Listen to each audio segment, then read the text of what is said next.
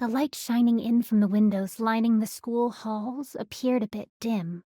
I rubbed my eyes, hoping to alleviate my deteriorating optical function.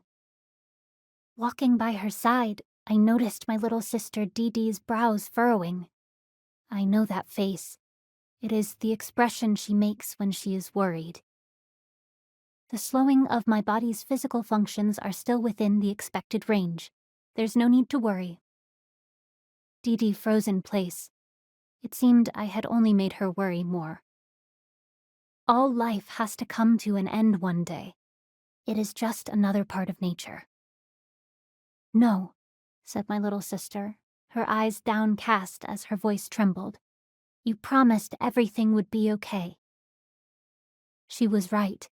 I did say that. But how could I not, seeing her cry like that? Even so, I have rust inside me. This cursed power bestowed upon me by the professor is why I am still alive. With each day, a little more of the rust disappears. This is the cause of my physical deterioration. At this rate, my heart will most likely stop after a month. Dee Dee tried her best to save me. Dear sister, what is your dream? Apparently, when a human has a dream, they are able to exert extra energy in order to achieve it. I know what a dream is. It is another word for a goal. I thought about it for a while, then answered, nothing. At the time, I had nothing I wished to achieve. A few days later, I learned about shooting stars at school, and was shocked to hear stars could fall from the sky. I had looked up at the sky countless times, but could not believe there was still so much I did not know about it. That's it, my sister exclaimed. We'll go look for shooting stars, discovering the secrets of the stars in the sky. That will be your dream. My dream. We made a promise to go stargazing in 1 month, so I would have to keep living until then, in order to watch the stars together with her. My body, having lost its rust, was being held together by my power as a witch. A witch's power comes from the heart. For a puppet like me to gain such power. Professor, Dee Dee, would you like to research stars with me? Before, I had made a promise with the professor to go see the sky.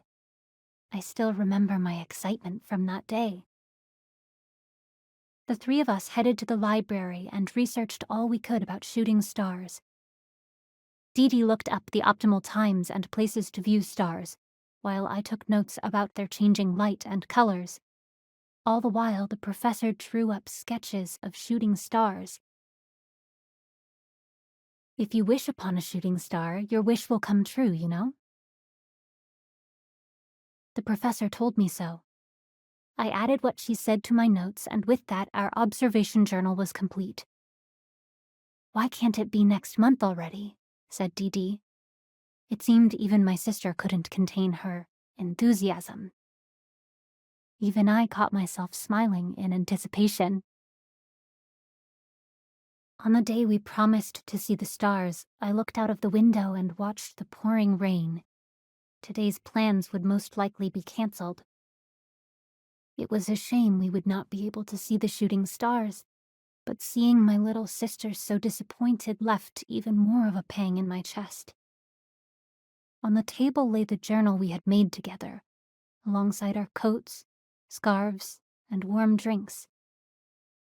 Without thinking, I found myself on the rooftop of my lord's mansion. Maybe the sky will clear up soon, I thought, and began to get ready while being soaked by the rain. Dear sister, what in the world are you doing? You're chilled to the bone. Dee Dee approached me and reached out, gasping at the cold touch. It's all right. My thermoregulatory function is just... I began to explain, but realized that was not what she needed to hear. "I wanted to go stargazing with you." Dee Dee's eyes widened, and tears flowed down her cheeks. From the sky, a thin ray of light slowly enveloped us. Slowly and quietly, the rain began to stop. The rain subsided after about an hour. It was just a simple meteorological phenomenon, but the professor appeared overjoyed. Still recovering from the cold, my physical functions rapidly deteriorated. I felt a rising fever, and my vision blurred as I struggled to walk. I slumped back in a chair, gazing listlessly at the sky. Sitting next to me, my little sister draped a coat over my shoulders, and the professor handed me a warm drink. "Little A, are you okay?" "Yes, I'm fine." For the first time in my life, I lied to the professor. Soon it was time, and the three of us looked up at the sky. We marveled at the astronomical phenomenon of stars falling from the heavens. While the two of them chattered in awe, I rubbed my eyes once more. My vision continued to blur, and after a while, I could not see a thing. That was the trigger. My body fell limp and tumbled from the chair. I was able to see shooting stars with them both. With that wish granted, the last of the rust within me dissipated, leaving me with only a final, fulfilling warmth. I felt someone lift my unmoving body. From what little I could gather through my blurred sight, I saw a single sliver of light shooting across the sky. If you wish upon a shooting star, your wish will come true. My wishes, my dreams. I thought I didn't have any, but they all began to well up one after another. I want to see the sky. I want to see the stars. I want to make more delicious meals for the professor. I want to keep going to school with Dee Dee.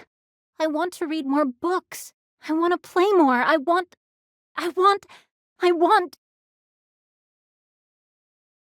to live.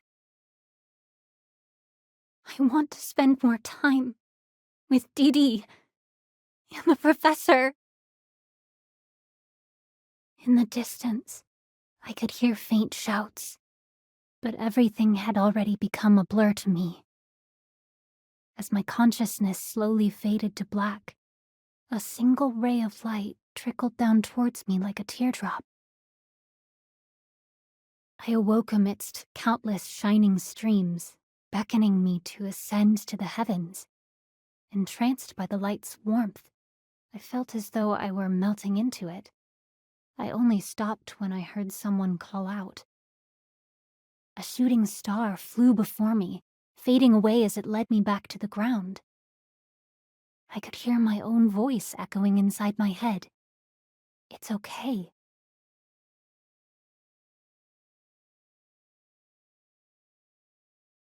My eyes shot open and I was lying in bed. My blurred vision regained its clarity, and there seemed to be no abnormalities with my bodily functions.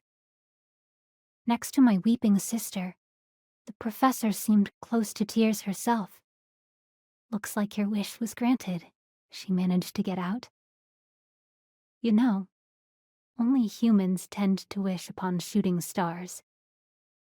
Yes, I want to live together with you both, for as long as I can. Honestly, I don't know how much more time I have left to live. But it's all right. I'm sure the time I will be able to spend with the two of them shall protect me until the end.